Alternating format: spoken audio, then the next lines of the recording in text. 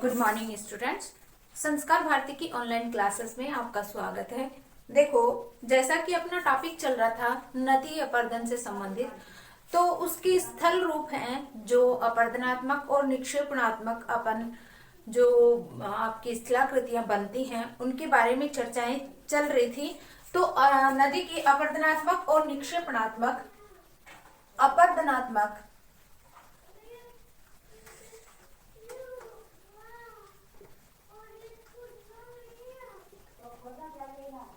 अपरदनात्मक व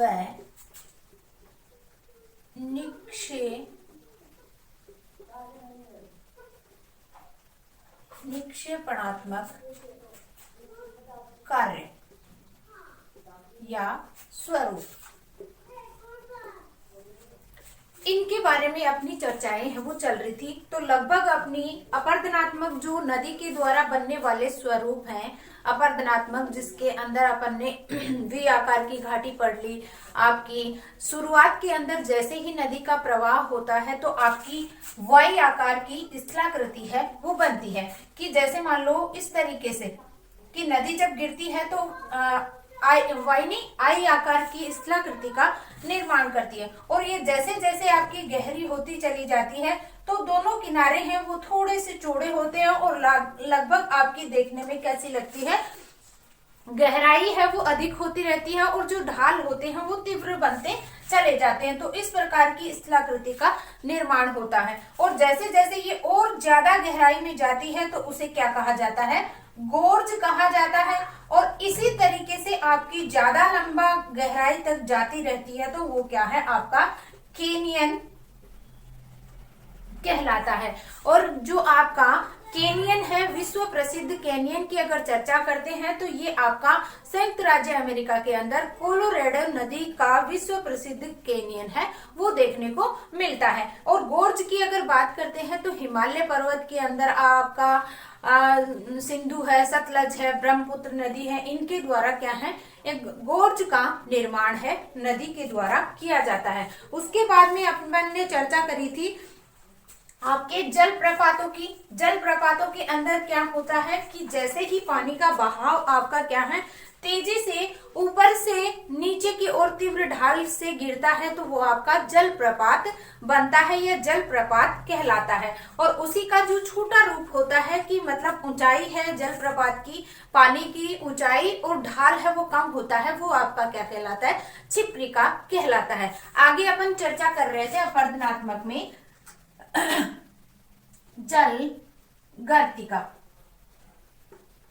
जलगर्तिका की अपन चर्चा कर रहे थे। जलगर्तिका है, देखो जब नदी जब प्रवाहित होती है तो उसके अंदर जो मलबा होता है उस मलबे के अंदर आपके छोटे छोटे चट्टानों के टुकड़े, पर्वत जो पत्थरों के टुकड़े होते हैं वो भी साथ में चलते हैं। लेकिन कभी कभी क्या हो जाता है, वो एक गोल चक्र बनाकर क्या है, घूमने लग जाते हैं, तेजी से घूमते हैं, जिसके कारण क्या हो जाता है, धरातल के भाग के अंदर या जो तल्ली होती है नदी की तल्ली, उसके अंदर क्या है, गहरा एक गड्ढा बना देते हैं और उसे ही क्या कहा जाता है, जलगर्तिका कहा जाता है। और उसका जो रूप है वो क्या है, सेंटीमीटर से क्या है, मीटर तक पहुंच जाता है। और उसका जो व्यास हो जाता है, गहरा क्या हो जाता है, गहरा गड्ढा हो जाता है, और उसका जो व्यास होता है, उसकी चौड़ाई है वो क्या है, काफी बढ़ जाती है। तो उसे क्या कहा जाता है, अवनमन कुंड कहा जाता है। अवनमन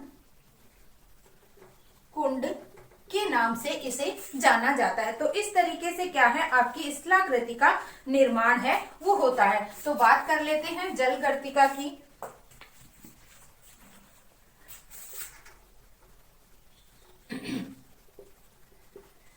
नदी की तली में जलभंवर वो ही आपका जो पानी है वो घूमता है जलभंवर के साथ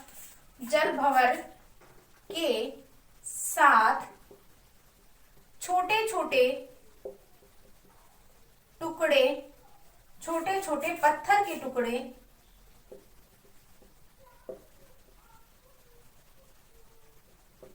छोटे छोटे पत्थर के टुकड़े तेजी से चक्कर लगाते हुए, तेजी से चक्कर लगाते हुए, तेजी से क्या है, चक्कर लगाते हुए इस रूप के अंदर क्या है, तेजी से चक्कर लगाते हुए छोटे छोटे गर्तों का निर्माण करते हैं, छोटे छोटे गर्तों का या गड्ढों का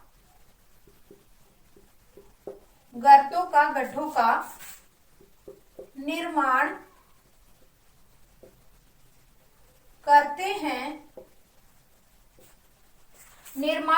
हैं और इस तरीके से क्या है, एक आपकी क्या बन जाती है, जमीन के अंदर क्या है, छिद्र बन जाता है। जिस तरीके से मैंने उदाहरण दिया था कि कोई भी कारीगर जो होता है, जो लकड़ी के अंदर क्या है, मशीन या यंत्र जब चलाता है, तो इस तरीके से आपकी जो लकड़ी के क्या है, अंदर क्या है, एक छिद्र हो जाता है। उसी तरीके से क्या है, आपका जल गर्तिका का जो रोल है वो क्या है, पत्थर, पानी के साथ साथ जो पत्थर है वो घूमते हैं, तो जमीन के अंदर क्या है, एक गड्ढा सा बना देते हैं और धीरे धीरे इनका आकार है वो बढ़ता जाता है तथा उत्पन्न होने वाला स्वरूप गड्ढों का निर्माण होता है। धीरे धीरे इनका आकार बढ़ता जाता है और इसे ही जल गर्तिका कहा जाता है। तो ये क्या है, आपकी जल गर्तिका का निर्माण करती है। जब आपकी जल गर्तिका है वो क्या है, पहले तो जब क्या है, छोटे रूप के अंदर इस तरीके से गहराई में जाती है और उसका व्यास है वो क्या है, कुछ सेंटीमीटर तक का होता है। लेकिन जैसे जैसे इसकी गहराई है वो काफी बढ़ती है तो उसका व्यास है वो भी क्या है, थोड़ा चौड़ा होने लग जाता है, चौड़े या कह सकते हैं कि व्यास है वो अधिक हो जाता है। तो इस तरीके से व्यास अधिक हो जाने से जल गर्तिका की गहराई और तथा व्यास अधिक होने से उस स्थलाकृति को क्या कहते हैं, अवनमन कुंड कहते हैं। व्यास की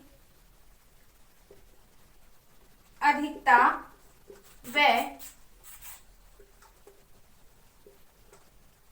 अधिक गहराई होने पर अवनमन कुंड बनता है या अवनमन कुंड है कहलाता है। तो इस तरीके से जल की जो आकृति है जल गर्तिका की वो किस रूप में परिवर्तित होती है, आपकी अवनमन कुंड के अंदर परिवर्तित हो जाती है। अगली स्थलाकृति है आपकी संरचनात्मक सोपान।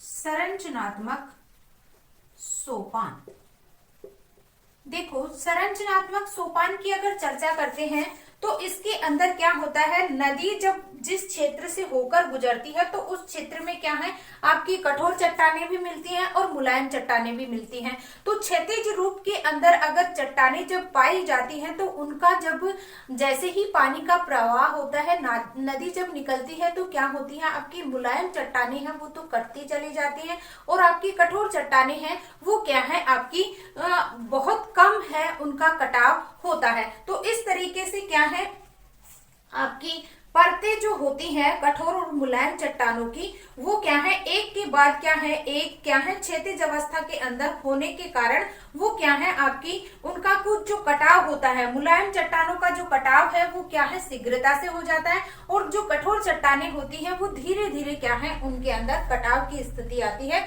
तो इस प्रकार से जो संरचना बनती है वो क्या कहलाती है, आपकी संरचनात्मक सोपान की स्थिति है कहलाती है। तो बात कर लेते हैं इस तरीके की, देखो स्थलाकृति का निर्माण होता है।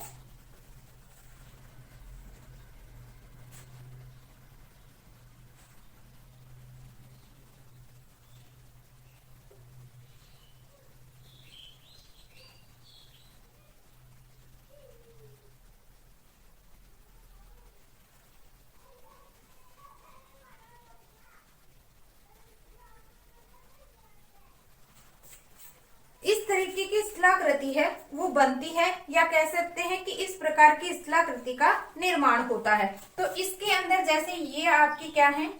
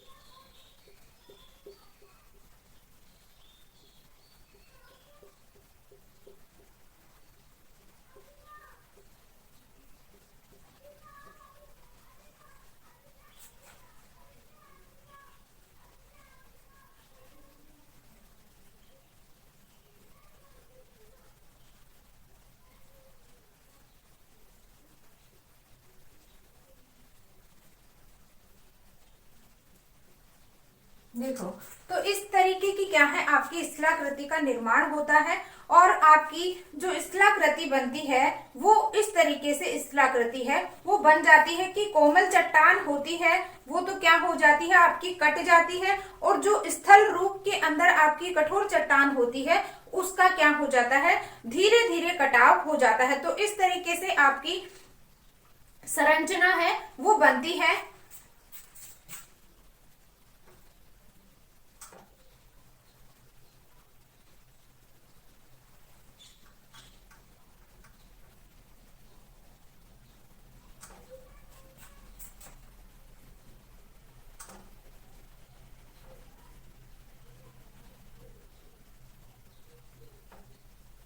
ठीक है, तो इस तरीके से आपकी स्थलाकृति का निर्माण है वो होता चला जाता है, और इसका नाम क्या है, संरचनात्मक सोपान।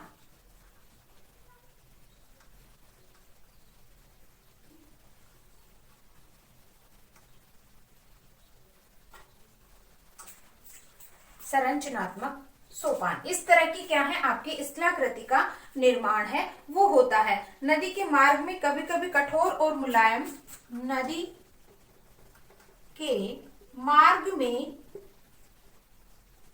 कोमल व कठोर चट्टानें पाई जाती हैं, और ये क्या है आपकी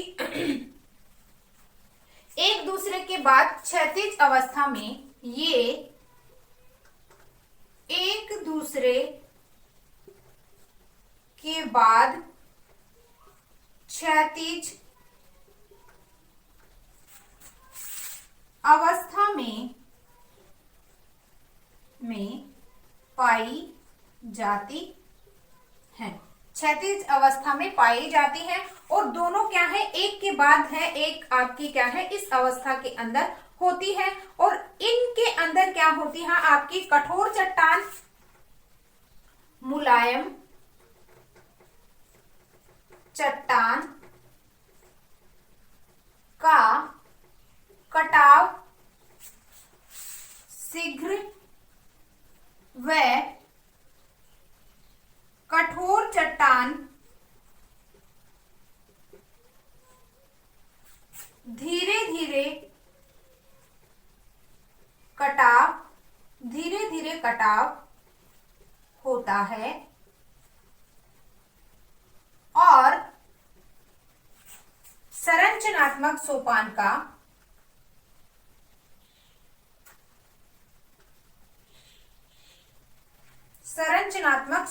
का निर्माण करती है। तो इस तरीके से आपकी कौन सी बन गई, संरचनात्मक सोपान है, यानी कि एक के बाद एक ऐसे, जैसे आपकी मुलायम चट्टान है वो तो कटती चली जाती है और कठोर चट्टान है वो शीघ्र कटती है।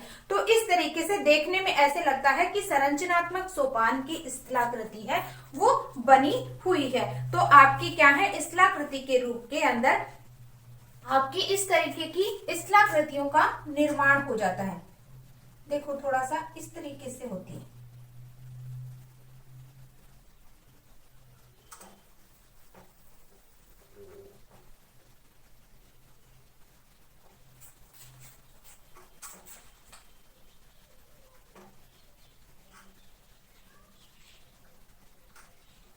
अंदर की साइड,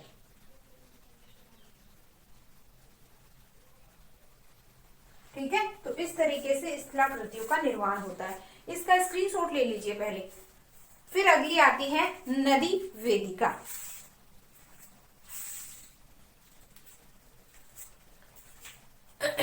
नदी वेदिका की अगर चर्चा करते हैं तो नदी वेदिका के द्वारा आपकी जो स्थलाकृति सोपान की आकृति बनती है उससे ही मिलती जुलती आपकी क्या है, नदी वेदिका की जो स्थलाकृति है उसका निर्माण होता है। नदी की घाटी के दोनों ओर सोपान बन जाते हैं, वेदिकाएं मिलती हैं जो नदी के प्रारंभिक ढाल मैदान के अवशिष्ट चिन्ह होते हैं, या कभी कभी नदियों की घाटियों में इन वेदिकाओं का क्रम सीढ़ी नुमा दिखाई देता है। एक के बाद एक वेदिका नीचे की ओर उतरती चली जाती है और इसे ही क्या है, आपकी नदी वेदिका का निर्माण है वो होता है। तो बात कर लेते हैं नदी वेदिका।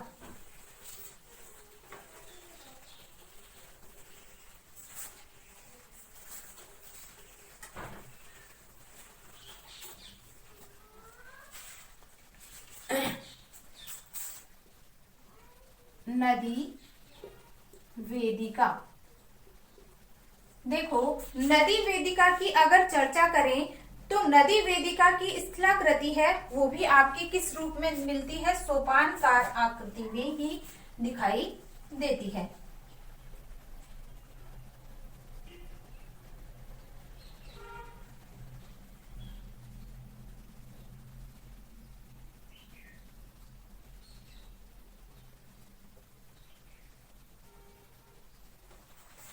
इस रूप में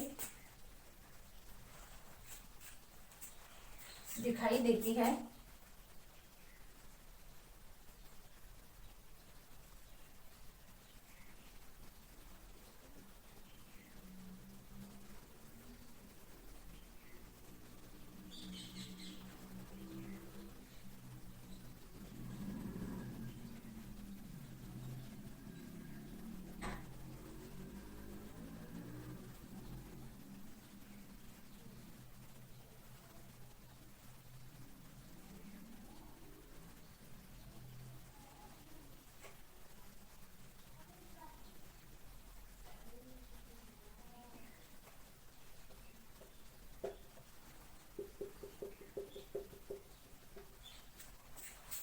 उसके बाद आगे अगर देखते हैं तो आपकी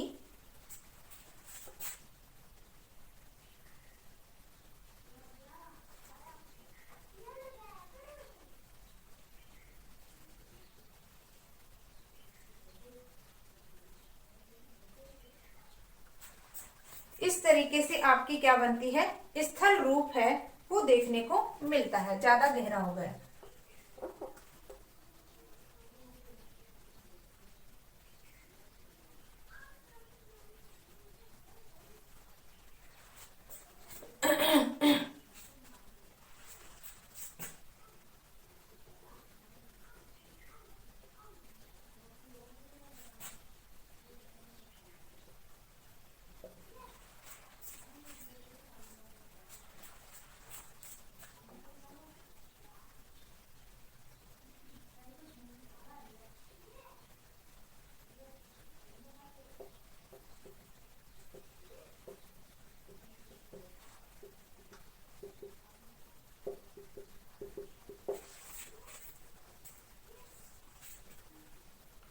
फर्स्ट सेकंड थर्ड,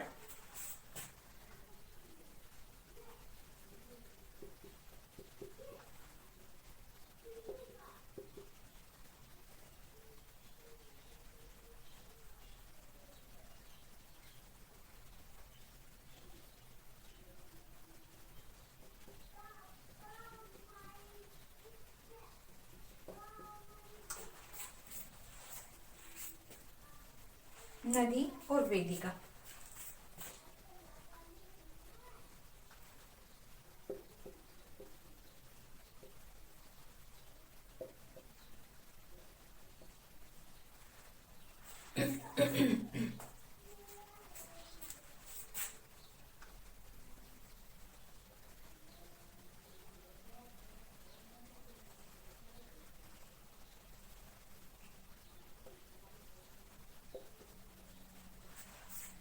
देखो, अगर इसकी चर्चा करते हैं तो नदी की घाटी के दोनों ओर सोपानाकार वेदिकाएं मिलती हैं। नदी की घाटी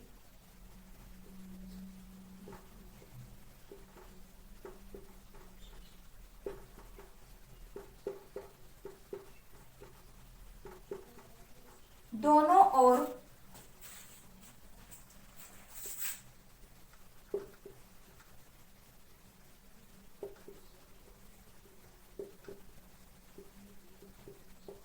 वेदिकाएं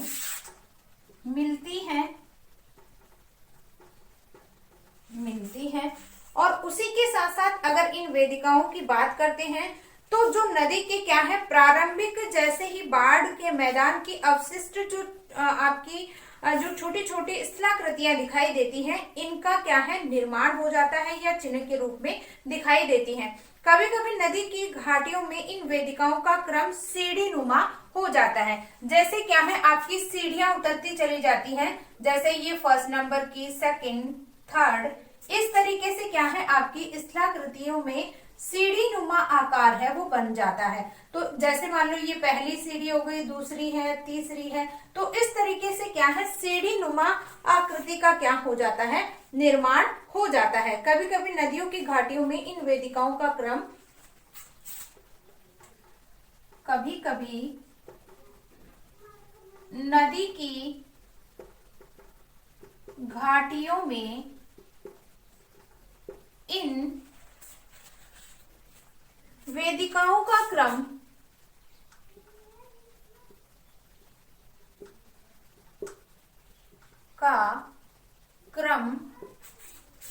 सीढ़ी नुमा हो जाता है, कि देखने में ऐसे लग रहा है जैसे सीढ़ी नुमा आकृति है वो दिखाई दे रही है और एक के बाद एक आपकी क्या है वेदिकाएं नीचे की ओर उतरती चली जाती हैं। जैसे मान लो पहले ये वेदिका, दूसरी ये, तीसरी ये, ऐसे ही इधर की साइड में, तो ये क्या है देखने में ऐसे लगती है जैसे एक के बाद एक वेदिका नीचे की ओर उतर रही है। तो ये स्थलाकृति का निर्माण है वो होता है। उसके बाद आपका आता है नदी विसर्ग।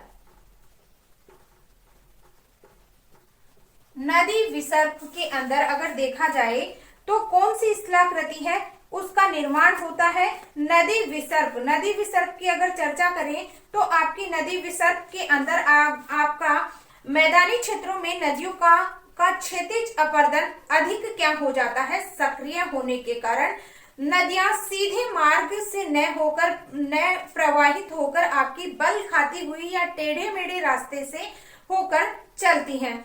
इस कारण नदी के मार्ग में छोटे बड़े मोड़ पड़ जाते हैं और इन मोड़ों को ही क्या है नदी विसर्ग कहा जाता है। यानी कि जैसे ही मैदानी भाग में नदी जब आती है, प्रवेश करती है, तो आपका क्षैतिज अपरदन है वो क्या हो जाता है अधिक हो जाता है, या कह सकते हैं एक तो पर्वतीय भाग से अधिक तीव्र ढाल से बनने वाली स्थलाकृति, और जैसे ही वो नदी आपके मैदानी भाग के अंदर क्षैतिज रूप में बहती है तो बहने के कारण क्या हो जाता है उसका जो पानी की गति होती है, पानी का जो रास्ता होता है वो क्या है आपके टेढ़े मेढ़े रूप के अंदर दिखाई देता है। इसलिए देखने में ऐसे लगता है जैसे सांप जैसे चलता है तो सांप के जैसी आकृति है उसका निर्माण हो जाता है। तो मैदानी क्षेत्रों में नदियों का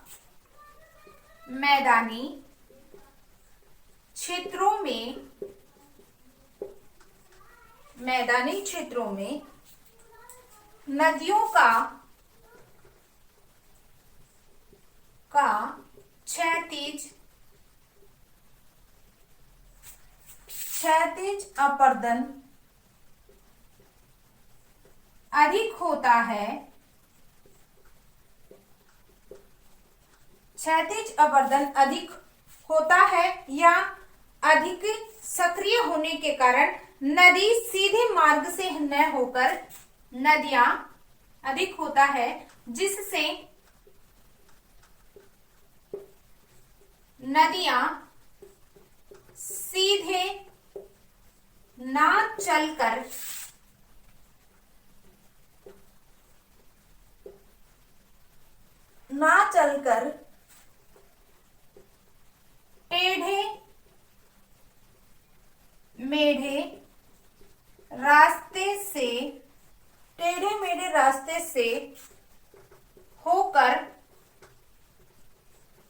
चलती हैं, टेढ़े मेढ़े रास्ते से होकर चलती है, इस कारण छोटे छोटे मोड़ पड़ जाते हैं और इसे ही नदी विसर्प कहा जाता है। इसे ही क्या है, नदी विसर्प है, वो कहा जाता है। कैसे पढ़ते हैं देखो, अभी बताती हूं आपको कि जैसे नदी है इस तरीके से,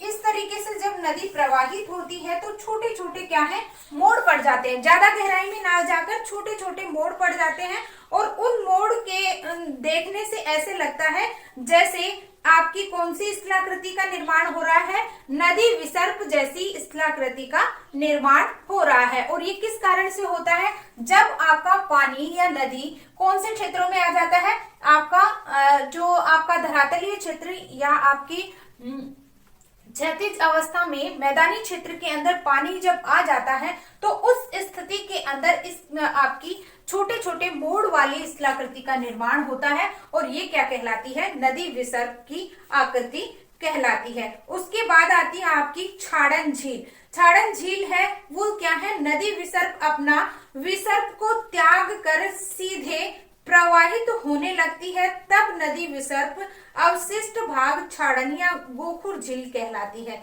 इससे क्या है, आपकी कौन सी झील का निर्माण होता है, जिसे अपन गोखुर झील के नाम से जाना जाता है। यानी कि जब नदी अपने विसर्प को त्याग देती है, यानी कि जैसे इस तरीके से स्थलाकृति बनती चली जाती है बहुत गहराई में, तो एक क्या है, इस तरीके से इसको छोड़ देती है, बहुत गहरा हो जाता है और गहरा होने के कारण वो क्या है, अपने विसर्प को क्या है, त्याग देती है, छोड़ देती है, तो उसे क्या कहा जाता है, छाड़न झील का नाम दिया जाता है। तो इसका स्क्रीनशॉट ले लीजिए पहले तो।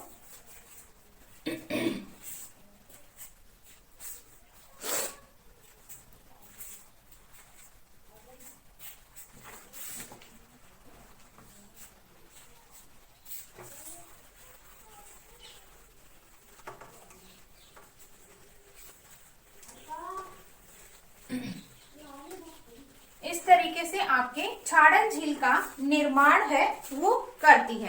तो छाड़न झील अगली स्थलाकृति है, छाड़न झील या गोखुर झील।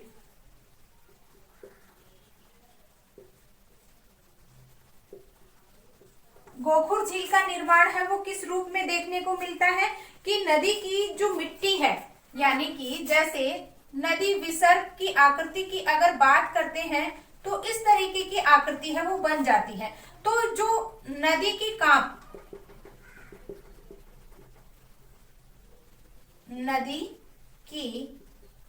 कांप या मिट्टी, इस तरीके से नदी की मिट्टी है वो क्या है, आपकी गहराई में जमती चली जाती है और आपकी स्थलाकृति की इस तरीके से आपका जमाव है वो होने लग जाता है। नदी विसर्प की जो स्थलाकृति बनती है वो क्या है, आपकी छाड़न झील का निर्माण है वो करती है। तो इस तरीके से मृदा है वो जमती चली जाती है। ये क्या है, आपकी कांप मिट्टी है, कांप मिट्टी, कांप मिट्टी इसे कहा जाता है। तो इस तरीके से आपकी छाड़न झील का निर्माण है वो होता चला जाता है। उसके बाद आपकी आती है नदी विसर्प हो गया, छाड़न झील हो गया, और आपकी लास्ट में जो स्थलाकृति है उसमें आपकी नदी आपका पेनी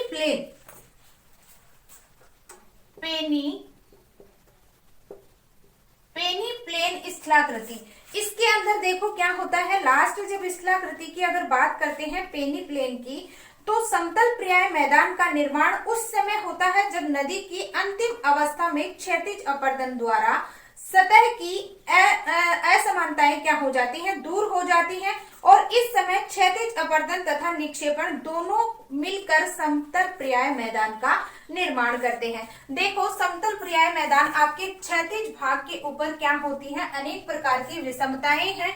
वो आपकी नदी प्रवाह के अंदर या मिट्टी के द्वारा, आपके अंतर्जात बलों के द्वारा जो स्थलाकृतियां, बहिर्जात बलों के द्वारा स्थलाकृतियां बनती हैं, और लास्ट में जब ये स्थलाकृतियां क्या हो जाती है, एक समतल मैदान के अंदर या क्षैतिज मैदान के अंदर परिवर्तित हो जाती है समतल पर्याय मैदान के अंदर, तो वो क्या कहलाता है, पेनी प्लेन कहलाता है। तो इस तरीके से लास्ट जो अपरदनात्मक स्थलाकृतियों के अंदर आपकी स्थलाकृति का निर्माण होता है वो क्या कहलाता है, पेनी प्लेन कहलाता है। और ये दोनों ही क्या है, अपरदनात्मक और निक्षेपणात्मक के अंदर देखने को मिलती है। उसके बाद आती है आपकी निक्षेपण द्वारा स्थलाकृति। निक्षेपण द्वारा स्थलाकृति का निर्माण कैसे होता है, आपका जलोढ़ पंख है, जलोढ़ शंकु है। तो बात कर लेते हैं जलोढ़ पंख और जलोढ़ शंकु की। तो सबसे पहले अगर बात करें जलोढ़ शंकु की, जलोढ़ पंख की, तो निक्षेपण द्वारा स्थल रूप जलोढ़ पंख, पहली जो स्थलाकृति बनती है जलोढ़ पंख की। तो जलोढ़ पंख के अंदर क्या होता है, नदियों द्वारा पर्वतीय ढाल के आधार तल के पास अर्धवृत्ताकार रूप में नदियों के द्वारा अर्धवृत्ताकार जो मलबा आकर इकट्ठा होता है, पदार्थों का निक्षेपण होता है, जो आकृति पंख के समान दिखाई देती है, उसे क्या कहा जाता है, जलोढ़ पंख कहा जाता है। जबकि इन पर्वतीय ढाल के अंदर क्या होता है, आपकी तीव्रता है, ढाल अधिक तीव्र न होकर जल की मात्रा की अपेक्षा जो मलबा है वो क्या हो जाता है, अधिक हो जाता है।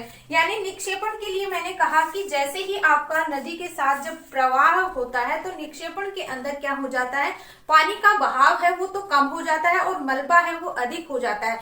तो आपके पर्वतीय भाग के नीचे जब ये उतरती है नदी, तो उसके साथ में क्या होता है, मलबा है वो तो अधिक हो जाता है और पानी का बहाव है वो क्या है, कम हो जाता है। और ऐसी स्थिति के अंदर आपके क्या है, पर्वतीय ढाल के आधार तल पर, यानी कि ये जैसे आपका आधार तल है और ये पर्वतीय भाग के आधार तल, यानी कि यहाँ पे आकर आपकी क्या है, मलबा इस रूप में जम जाता है कि इस आपके इस अर्धवर्ताकार यहाँ पे अगर मलबा जमता है तो आपकी क्या है, पर्वतीय ढाल के पर्वतीय आधार तल के नीचे क्या हो जाता है, अर्धवर्ताकार रूप में पदार्थों का क्या है, निक्षेपण है वो हो जाता है। यानी कि यहाँ पे आपके अवशिष्ट पदार्थ हैं वो जमा हो जाते हैं और जमा होने के कारण उनकी जो स्थलाकृति है देखने में ऐसे लगता है कि जलोढ़ पंख है वो देखने को मिलते हैं। और इनके जो ढाल है वो तीव्र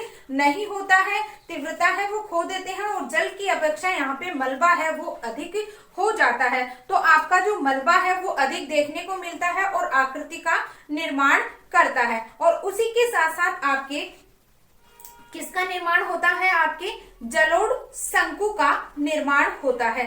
जलोढ़ शंकु की अगर बात करते हैं तो जलोढ़ शंकु के अंदर आपका मलबा है वो क्या हो जाता है, आपका मलबा अधिक वृद्धि, ढाल में वृद्धि होने पर जल की अपेक्षा मलबा है वो अधिक है और मलबा है अधिक दूर तक न फैलकर सीमित जगह ही क्या हो जाता है, इकट्ठा हो जाता है। जैसे ये तो क्या होता है, अर्धवर्ताकार रूप के अंदर फैला हुआ होता है, कौन सा, जलोढ़ पंख।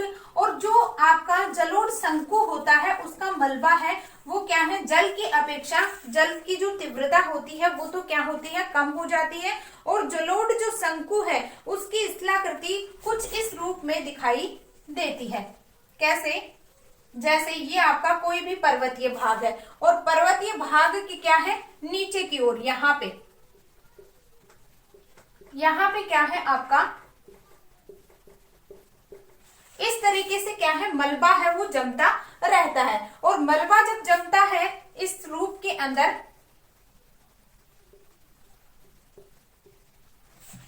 इस तरीके से मलबा है वो जमता रहता है, और शंकु की आकृति का क्या है, यहाँ पे क्या होता है, मलबा है वो अधिक दूर ना होके मलबा है वो एक जगह इकट्ठा सा हो जाता है, और इस तरह इकट्ठा होने को ही क्या कहा जाता है, आपका जलोढ़ शंकु की इसे परिभाषा के रूप में परिभाषित करते हैं। यानी कि एक शंकु का निर्माण के रूप में आपकी इस तरीके से शंकु का निर्माण करता है। देखने में तो इस तरीके से ये जैसे आपका पर्वतीय भाग है, और पर्वतीय भाग के नीचे क्या है, आपके जो मलबा है वो क्या हो जाता है, इकट्ठा हो जाता है, तो जलोढ़ शंकु का निर्माण करते हैं। और जलोढ़ पंख की जो चोटियों के पास कई शाखाएं हैं वो विभक्त हो जाती हैं, उन्हें क्या कहा जाता है, गुम्फित नदी कहलाती है। यानी कि जलोढ़ जो शंकु की शिलाकृति बन रही थी वो क्या है, अलग अलग शाखाओं के अंदर क्या है, बढ़ जाती है, तो उसे क्या कहते हैं, आपकी गुम्फित नदी,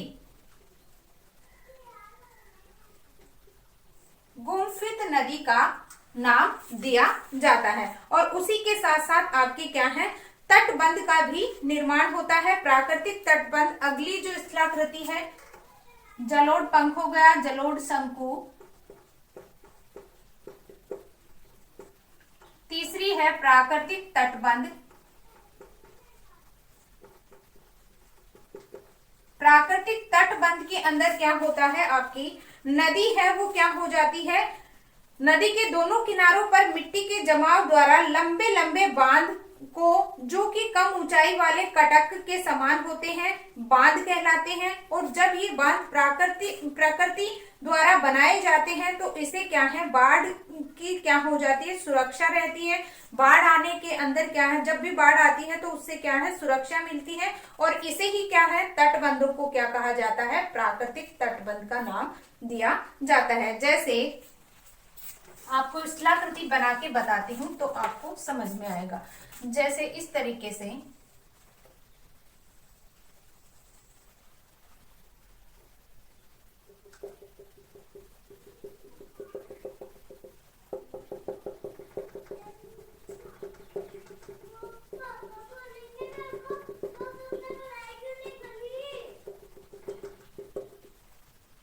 प्राकृतिक तटबंध, प्राकृतिक तटबंध का निर्माण होता है। ये किस रूप में दिखाई देता है कि जैसे ही आपकी नदी जब प्रवाहित होती है, और प्रवाहित होने के कारण आपके दोनों किनारे जो हैं, ये दोनों किनारे, और इन दोनों किनारों के पास में क्या हो जाता है, मिट्टी का जमाव है वो लंबे लंबे बांधों के रूप में हो जाता है। और जब लंबे लंबे बांध के रूप में होता है तो जब भी आपकी नदी के कारण बाढ़ की स्थिति आती है तो वो क्या है, बाढ़ को रोकने का काम करता है। तो इस तरीके से आपके प्राकृतिक तटबंध है वो नदी के निक्षेपणात्मक शिलाकृति के रूप में मिलते हैं। अगला आता है आपका डेल्टा। देखो डेल्टा का निर्माण है वो किस रूप में देखने को मिलता है, जब नदी अपनी धारा के अंदर पदार्थ का निक्षेपण करती है तो क्या हो जाता है, अधिक सक्रिय हो जाते हैं। या कह सकते हैं कि जैसे ही डेल्टा या नदी जब झील या सागर में गिरती है तो उस समय लाया गया जो मलबा होता है वो निक्षेपण से एक विशेष प्रकार के स्थल रूप का निर्माण करती है, और वो क्या है, आपका डेल्टा कहलाता है। या कह सकते हैं कि नदी के अंतिम भाग का वह समतल भाग होता है जिसका ढाल सागर की ओर देखने को मिलता है। यानी कि जैसे ही नदी जब अपनी अंतिम अवस्था के अंदर होती है तो इस प्रकार से झील या सागर में गिरने से पहले जो मलबा होता है वो एक स्थल रूप के अंदर, आपका जो मैदानी भाग होता है उसके ऊपर एक स्थल रूप का निर्माण करती है, और उसे ही क्या है, डेल्टा का नाम दिया जाता है। या इसका जो कह सकते हैं डेल्टा है वो क्या है, नदी का अंतिम भाग होता है, और समतल मैदान पर मिलता है, और समतल मैदान के ऊपर क्या है, ये इस ढाल सागर की ओर उसका ढाल होता है, और उस रूप के अंदर क्या है, वो अलग अलग शाखाओं के अंदर देखने को मिलती है। और डेल्टा शब्द की अगर बात करते हैं तो हेरोडोटस, डेल्टा शब्द हेरोडोटस के द्वारा दिया गया। नील नदी के नील नदी का जब नील नदी के लिए किया गया था, तब उस समय क्या है, आकृति का नाम है वो डेल्टा शब्द है। किसके द्वारा दिया गया? आपके हेरोडेटस महोदय के द्वारा दिया गया। तो जो डेल्टा है वो कई प्रकार के होते हैं, चापाकार,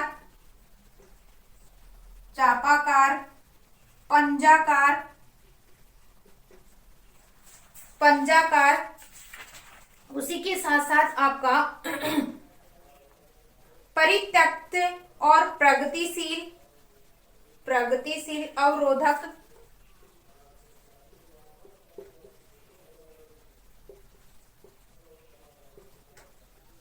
प्रगतिशील डेल्टा, अवरोधक डेल्टा,